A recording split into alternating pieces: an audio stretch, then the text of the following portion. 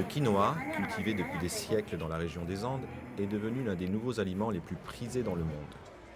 Contenant plus de protéines et moins de glucides que le maïs ou le riz, cette plante de la famille des épinards est maintenant régulièrement au menu des restaurants et dans les magasins bio de nombreux pays.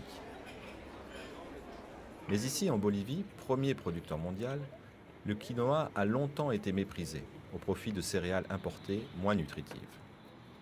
Au début, c'était considéré comme une nourriture pour les pauvres. Mais maintenant, je crois qu'on commence à comprendre que le quinoa a beaucoup de qualités. Il y a 4 ans, Pami Quesada, femme d'affaires de La Paz, a commencé à en servir dans sa chaîne de restaurants dans le cadre d'une campagne de promotion du quinoa en Bolivie.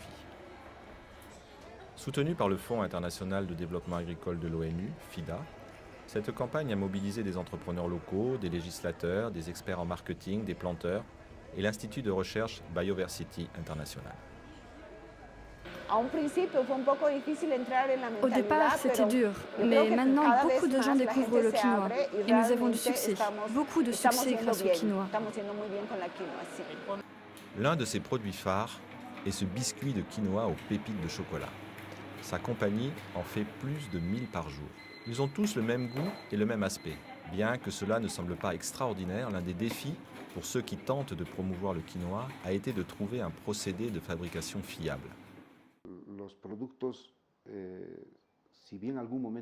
Il est impossible de réussir toujours le même produit si vous ne partez pas des mêmes ingrédients.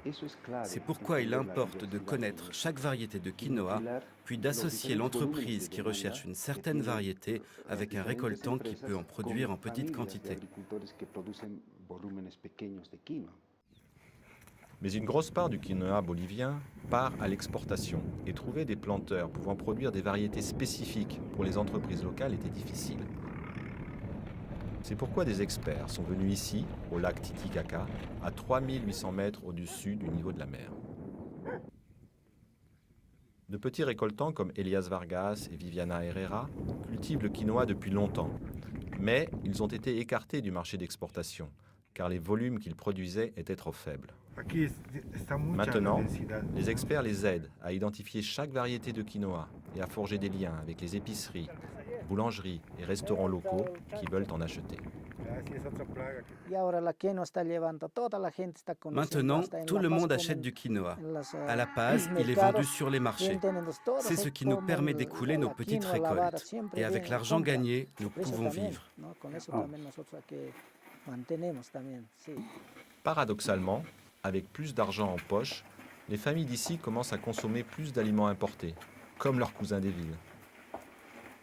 Mais là aussi, les aider à comprendre les bienfaits nutritionnels du quinoa, ainsi que les diverses manières de le préparer, semble porter ses fruits. Avant, quand nous ignorions que le quinoa était si bon pour la santé, nous le vendions pour acheter des nouilles. Maintenant que nous le savons, nous n'achetons plus d'autres aliments. Nous nettoyons le quinoa et en faisons de la soupe, des jus, des gâteaux, de tout. On trouve plus de 3000 variétés de quinoa dans les Andes, dont beaucoup peuvent survivre à des températures extrêmes et à de hautes altitudes.